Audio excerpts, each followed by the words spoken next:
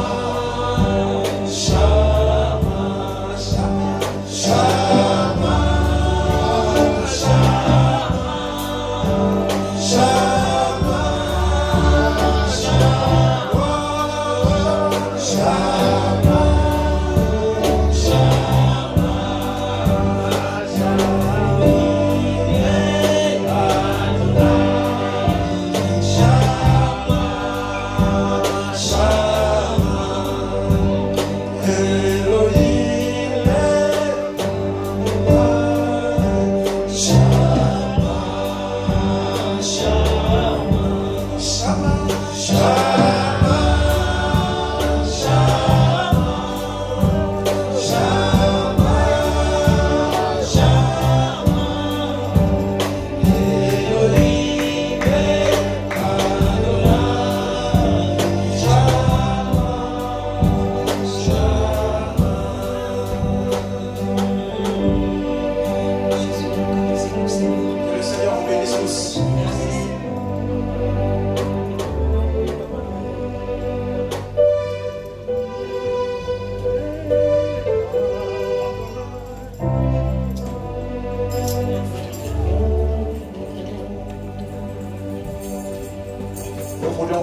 Encore ta Seigneurie Jésus. Nous voulons te dire encore merci parce que tu es juste pour nos pères. Nous savons après cette vie, ô notre Dieu, nous abandonnerons ce corps terrestre et tous les plaisirs de ce monde et les excuses de ce monde. Oui, Seigneur notre Dieu, nous irons à la rencontre de celui qui nous a tant aimés. Je vais confesser ta Seigneurie, Seigneur. Fais de moi un canal de lumière, notre Dieu, là où il y a les ténèbres. Fasse de moi un canal de bénédiction, là où il y a la malédiction. Fasse de moi un canal, ô notre Dieu, d'obéissance au Père éternel, là où il y a désobéissance au Père. Fasse de moi un canal de fidélité, là où il y a l'infidélité au Père. Un canal de guérison, là où il y a la maladie, Seigneur. Père, nous t'aimons de notre cœur et nous te disons merci. Bénissez-moi, mon Seigneur. Parle-nous, Seigneur, car nous ne sommes rien. C'est ta parole qui nous transmet la vie. Sanctifie-nous parce qu'elle est la justice de Dieu manifestée. Au nom suprême de Jésus. Satan, je t'ordonne de prendre ta froideur, de prendre ta tiédeur, de prendre tout ce que tu as comploté et d'aller loin de nous dans le nom de Jésus. Mais que Jésus règne comme Seigneur et que son nom soit glorifié au nom du Seigneur Jésus-Christ. Amen. Amen. Amen. On peut s'asseoir au nom de Jésus-Christ. Mon frère, dans la présence de Dieu, tout doit être dans la joie. Je te donne un secret. Même si tu es malade, même s'il y a des problèmes qui te tourmentent, n'oublie jamais de prendre du temps à l'adoration, de la louange. Parce que là, c'est Dieu lui-même qui descend. L'église de Dieu ne peut pas être comme un endroit de deuil. On ne chante pas pour Dieu. Il est le roi de rois. Je te dis, mon frère, ce monsieur qu'on appelle Jésus, il est un roi. Il est un roi. Jésus est un roi. Le corps que nous portons devant Jésus, il tremble. Un jour, j'étais mort. J'ai vu ce Dieu. Il est un roi, Jésus. Devant lui, aucun ange ne peut résister. Lorsque tu rentres dans la présence de Dieu, la prière ne commence pas peut-être dans l'église. La prière est toujours dans ton cœur. Mon frère, ma soeur, c'est ta vie qui est en jeu. C'est ta vie qui est en jeu. Ne dis pas que je ne vais pas prier parce que l'autre ne prie pas, je ne chante pas parce que non! fais quelque chose. Dans le palais de Dieu, il y a un livre. On écrit tout ce que tu es en train de faire. Tes œuvres vont témoigner pour toi. Il n'y aura pas de pasteur qui viendra dire, Seigneur Jésus, il était un fidèle dans mon église. Non! Tes œuvres vont témoigner pour toi. Voilà pourquoi lorsque tu es dans la maison de Dieu, donne-toi de tout ton cœur. Chante pour Dieu, bénis le Seigneur, comme si c'est le dernier jour. Mon frère, en ce net moment, tout t'appartient. Mais à minuit, tu ne sais pas si tu vas mourir. Là où tu rencontreras le Seigneur, devant lui, rien ne s'échappe. Devant lui, il est Seigneur. Je te donne un secret. Dieu ne t'a pas sauvé en vain. Si tu as la force de rentrer dans la maison de Dieu, ne prends pas cela comme un moment de blague. Le mariage, ça va rester ici. Papa, maman, ça va rester ici. Voiture ou pas voiture, ça va rester ici. Mais ton âme, ce monsieur qu'on appelle Jésus, aujourd'hui tu peux prendre comme si une histoire. Il est le roi de rois. Amen. Il est le Seigneur des seigneurs. Alléluia. Devant lui, personne ne peut résister, mon frère. Laisse que ton cœur te parle. Seigneur, apprends-moi à te connaître. Seigneur, apprends-moi à te chercher. Il est Seigneur. Que l'Esprit de Dieu puisse te parler. Que le Saint-Esprit puisse te communiquer cette grâce. Amen. Tous les conseils que ton pasteur te donne, ça contribue pour ton mieux, pour ton meilleur, afin que tu deviennes une personne excellente et que tu embrasses tout ce qui est beau, tout ce qui est bon pour la réussite de ton âme. Considère les orientations de tes serviteurs de Dieu. Cela te dira. Cela te dira. Il y a deux chemins devant toi. Tout dépendra du choix que tu vas faire.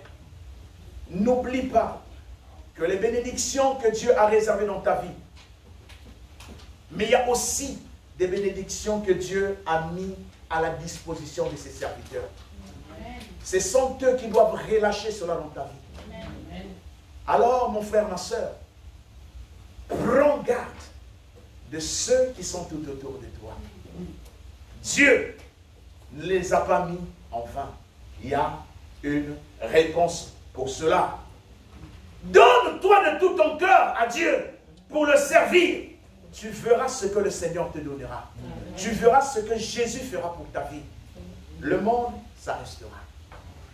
Mais celui qui croit en Jésus, tu auras la vie éternelle.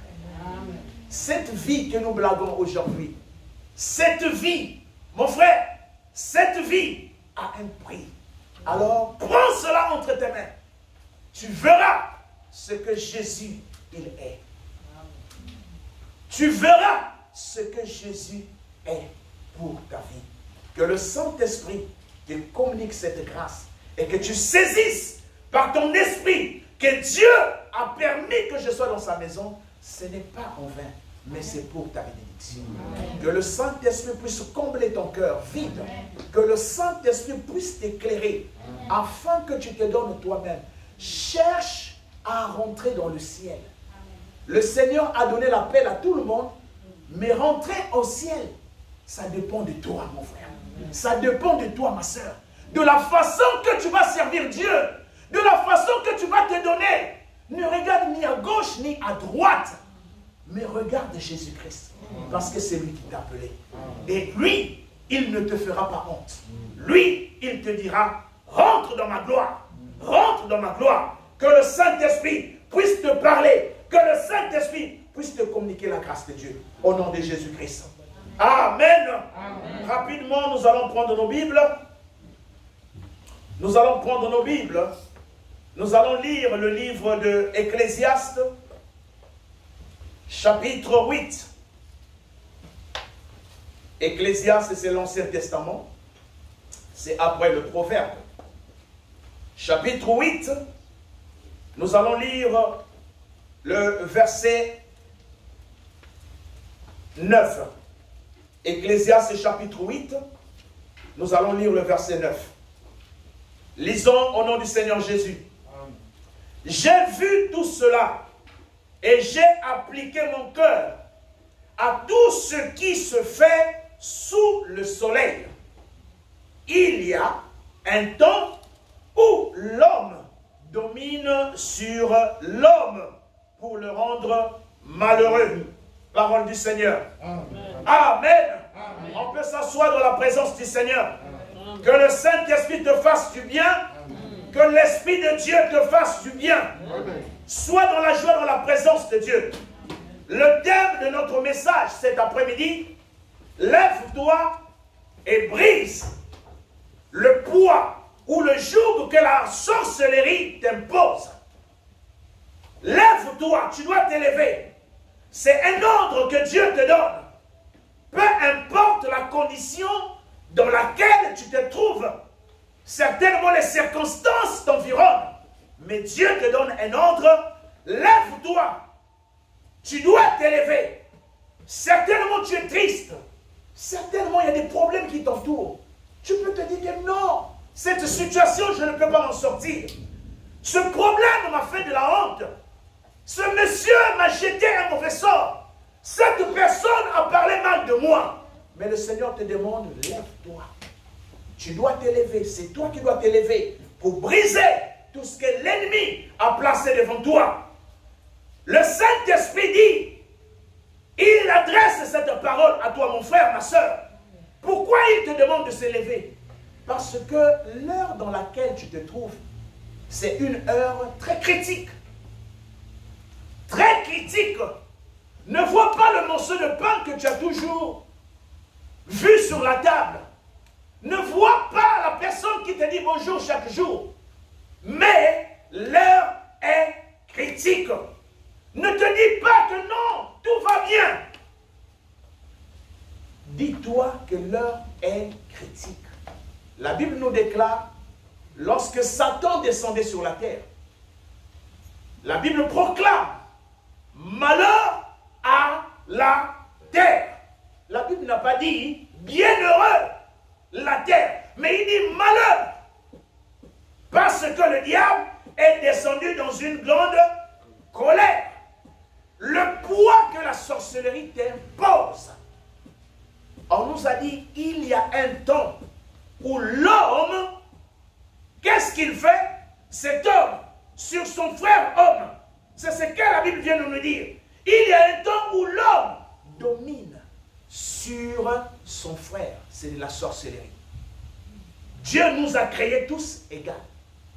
Mais lorsque l'autre commence à dominer sur l'autre, son frère, à imposer, à lui dicter, à lui intimider, ça devient de la sorcellerie.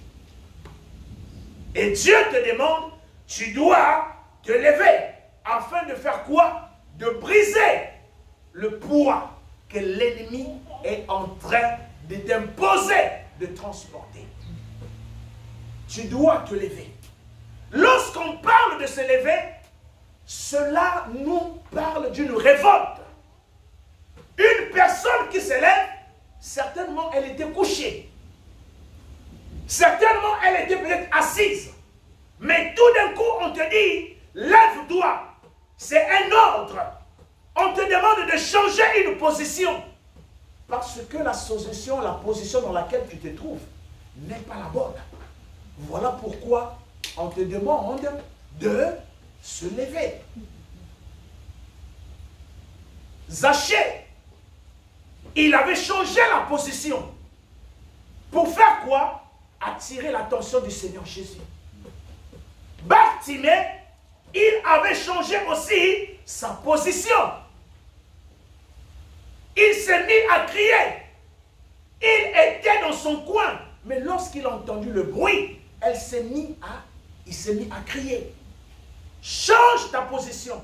Dieu demande que tu puisses te lever afin de changer ta situation. La Bible nous dit dans le livre de Ésaïe, chapitre 54, le verset 15. Si on arrivait à faire des complots contre toi, si les gens se levaient contre toi, si les gens parlaient du mal contre toi, Dieu dit, cela ne vient pas de lui. Cela ne vient pas de lui. Alors, tu dois te lever afin de prendre une position et de combattre tous ceux-là qui veulent t'imposer le poids que tu ne veux pas transporter. Bien-aimés en Christ, proclamer simplement des paroles, ça ne suffit pas. Prononcer des prières, parfois que tu ne comprends pas, ça ne suffit pas. Mais tu dois prendre une position. Une position qui doit commencer à l'intérieur de toi et que tu dois te dire, non, trop, c'est trop, quelque chose doit changer. Quelque chose doit changer. Je prie l'Éternel afin que l'Esprit de Dieu puisse te donner la capacité de te lever, de prendre une position. Les gens qui ont la victoire, ce sont des gens qui ont pris une position. Ce sont des personnes qui ont pris une position. Ce sont des personnes qui se sont engagées. Ce sont des personnes qui se sont dit, non, je ne peux pas continuer avec ce rythme. Je ne sais pas dans quel état tu te trouves. Je ne sais pas dans quelles conditions que tu te trouves. Tu as commencé depuis longtemps à proclamer, à faire des déclarations. Je suis la tête et non la queue.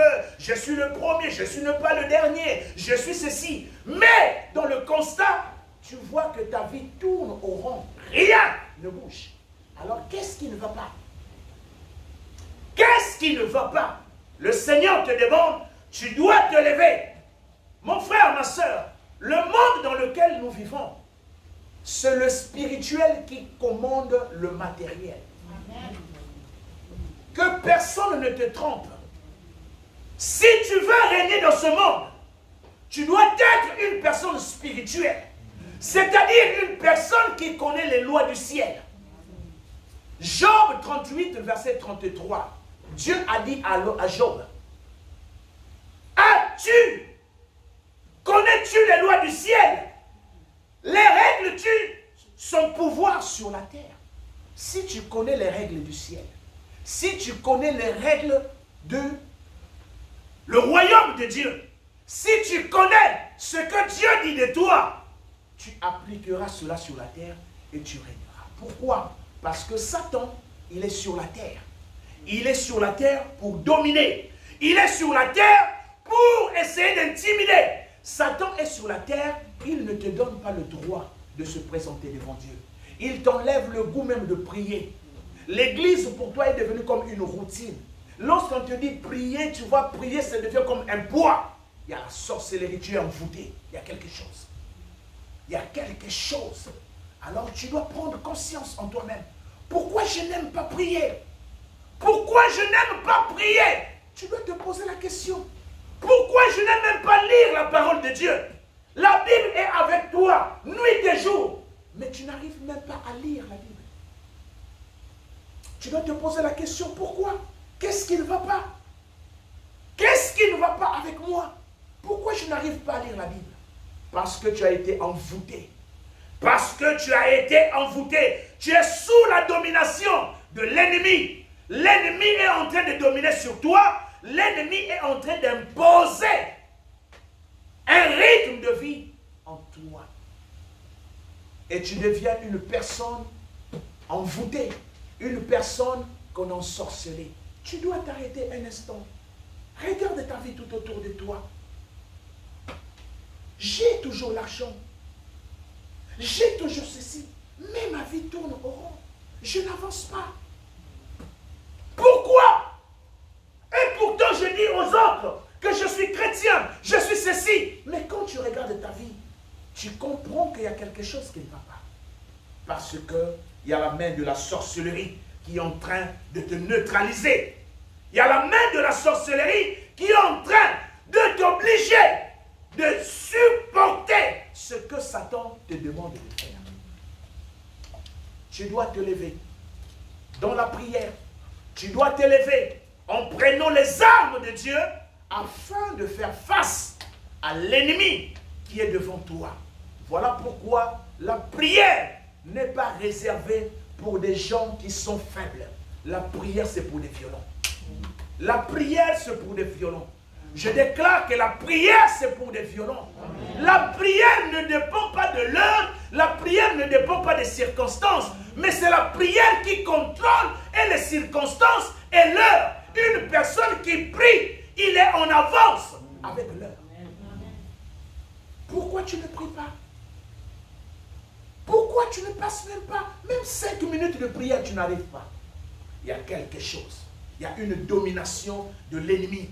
Mais la parole de Dieu nous dit de proclamer au milieu des héros de Dieu qu'ils se lèvent pour rentrer dans la guerre. Parce que l'heure est avancée.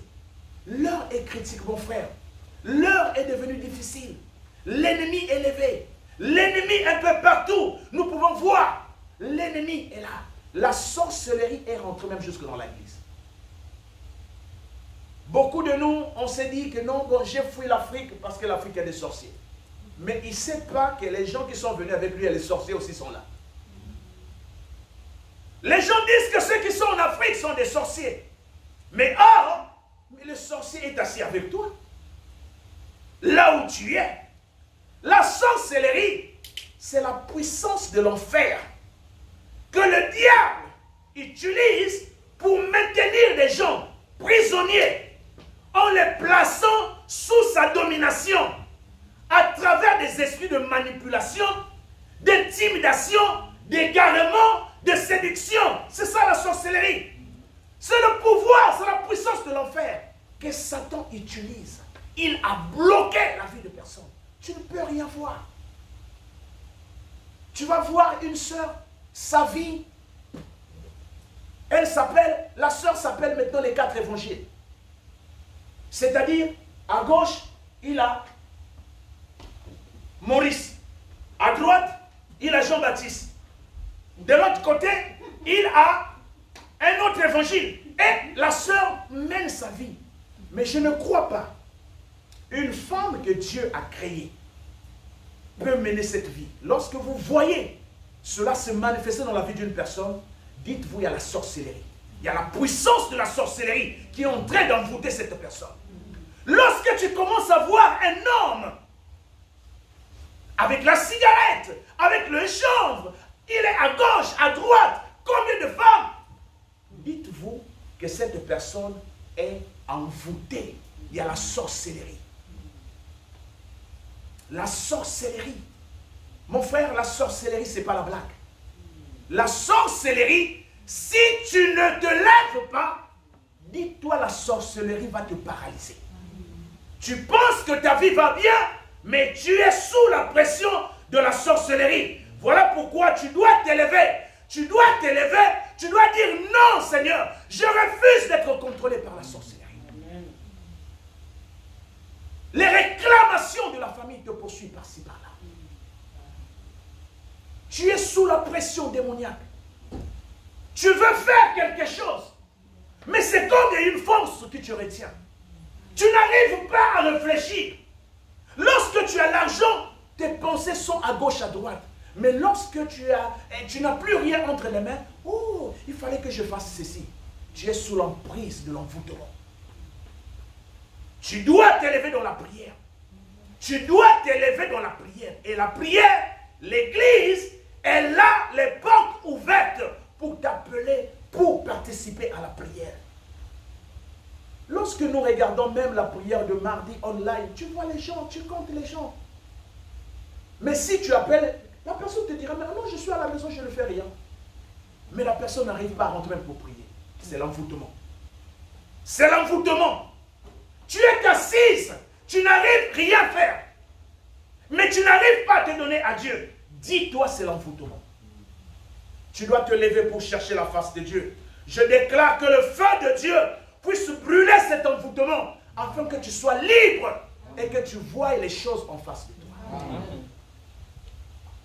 Mon frère, il y a des personnes qui sont sorcières, mais elles ne savent pas qu'elles sont sorcières. Parce qu'il y a la sorcellerie consciente et inconsciente. Consciente, c'est cette personne qui sait bien que moi, je dois le doubler pour aller féticher, ou bien en Afrique du Sud, ou bien en Australie. Mais il y a des personnes, elles sont là, utilisées dans la sorcellerie, mais elles ne savent même pas que je suis sorcier ou sorcière. Mais tu liras seulement cela à cause des habitudes, les caractères. Tu verras les caractères que la personne te montrera et tu sauras qu'il y a la sorcellerie ici. Cette personne est envoûtée. Comment est possible? Tu as le Saint-Esprit, l'autre a le Saint-Esprit, mais tu haïs l'autre.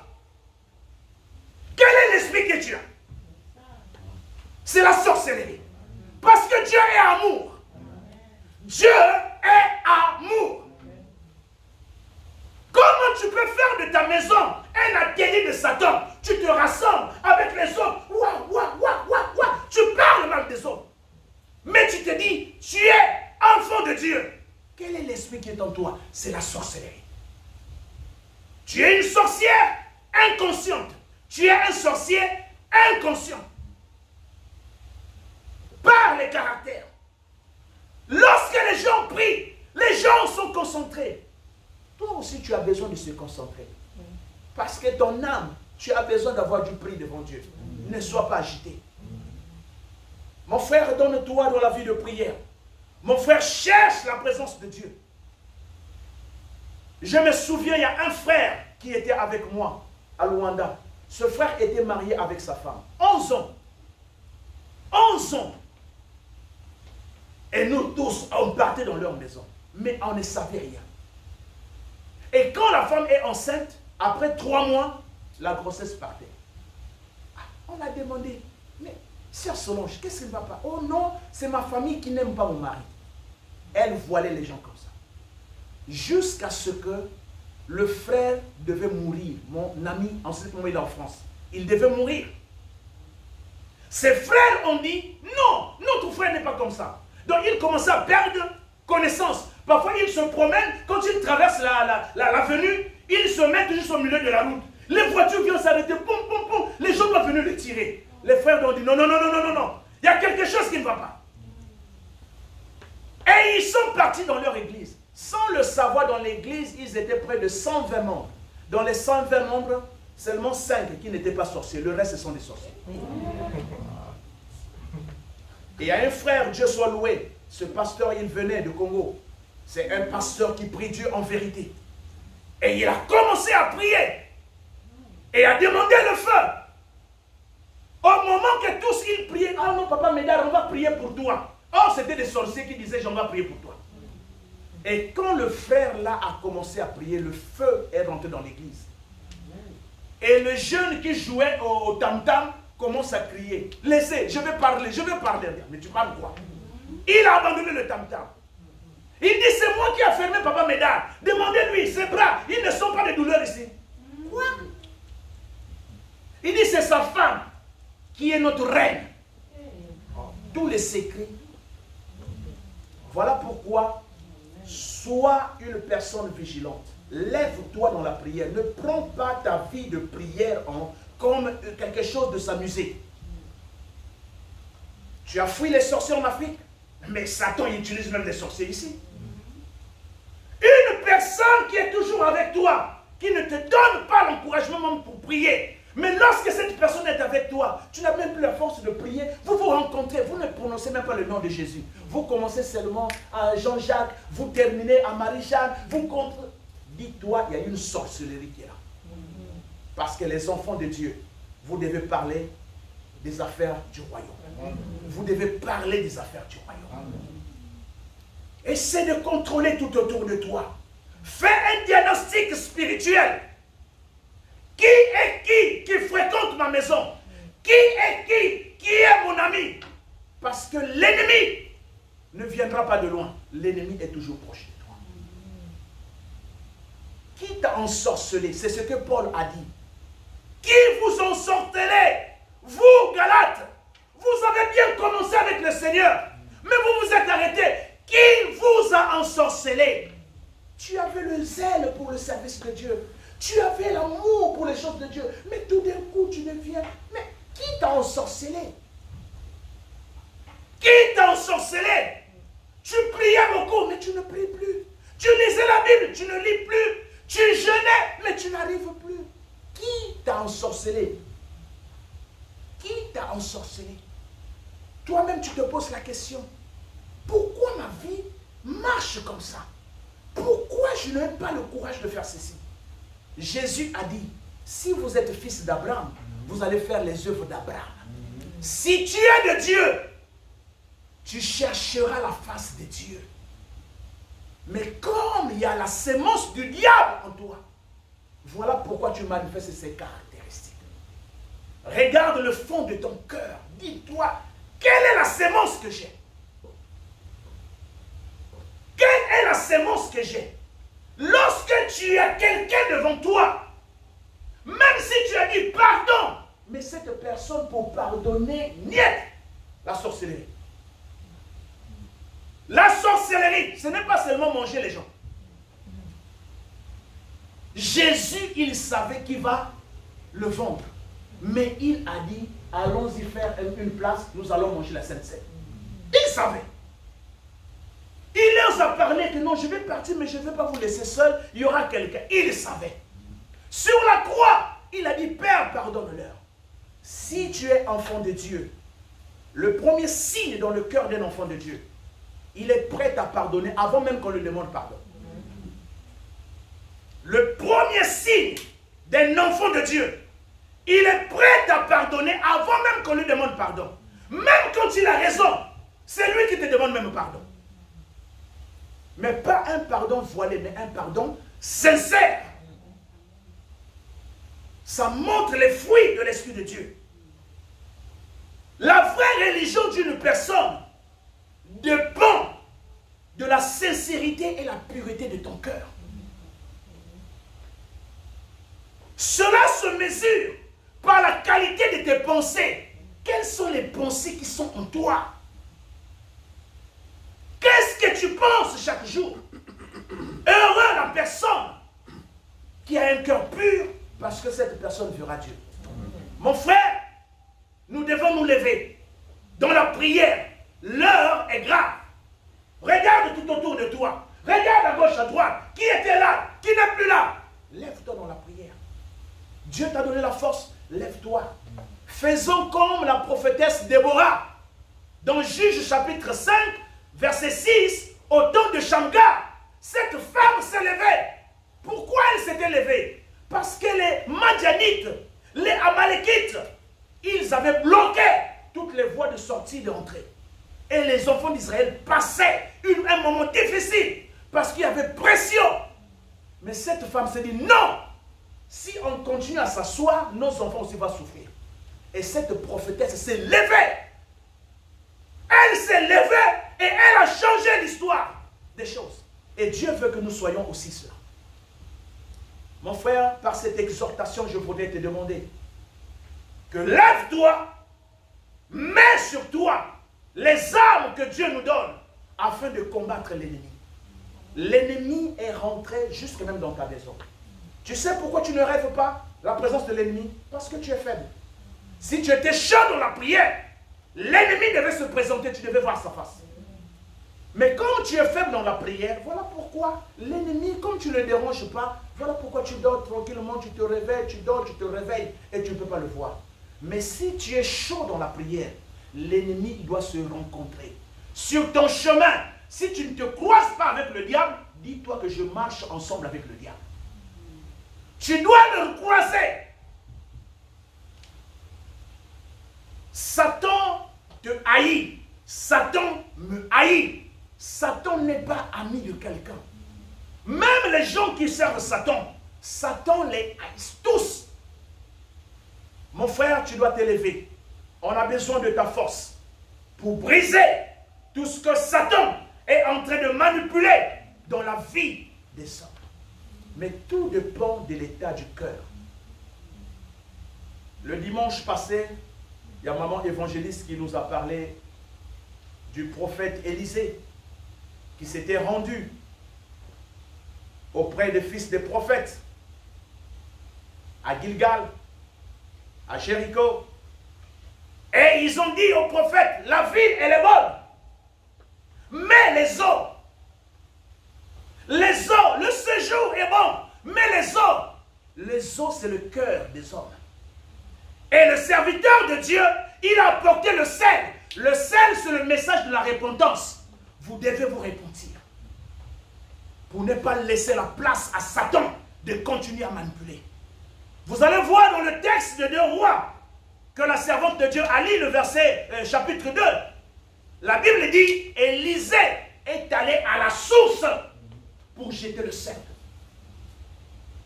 La source, c'est ton esprit. Quel est le fond du cœur que tu as? Certainement, tu peux être sorcier ou sorcière sans que tu le saches. Mais tu dois te repentir. Fais un diagnostic en toi-même. Pourquoi je suis hypocrite? Pourquoi je suis menteur? Pourquoi je ne suis pas sincère? Pourquoi j'ai toujours des excuses? Pourquoi? Toi-même, tu sauras que si tu es devenu agent du diable ou tu n'es pas agent du diable. Parce que Satan peut t'embaucher sans que tu saches que tu travailles pour Satan. Parce que Satan est tellement intelligent, il ne te laissera pas le temps de comprendre même que non, tu es en train de travailler pour lui. Voilà pourquoi, mon frère, ma soeur, nous devons nous lever dans la prière. Nous devons nous lever dans la prière. Nous devons nous revêtir des armes de Dieu afin de briser tout ce que l'ennemi a placé tout autour de nous.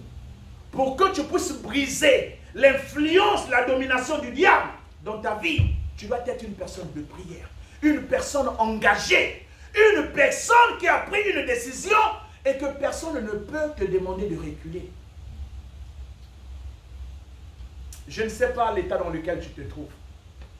Lorsque tu vois ta propre vie, Satan, il est là pour t'empêcher pour ne plus rentrer.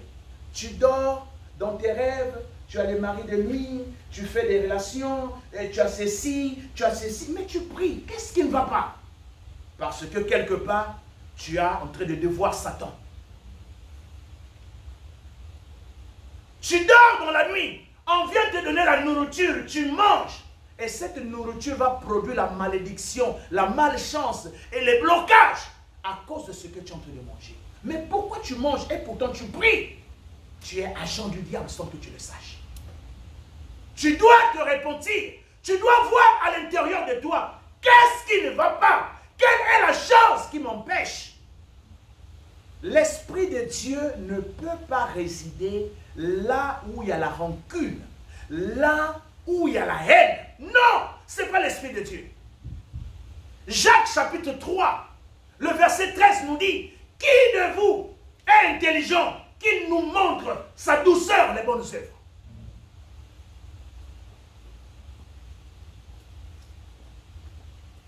Celui qui haït son frère n'a pas connu Dieu. Alors si tu n'as pas connu Dieu, tu as connu qui? Le diable.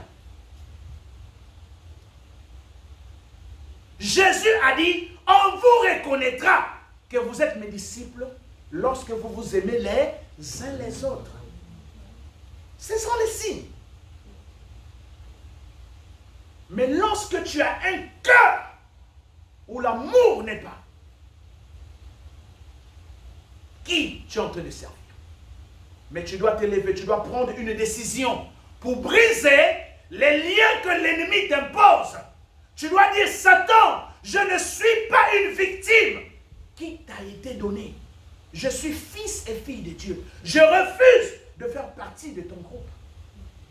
Tu dois prendre un engagement. Quelque chose doit changer.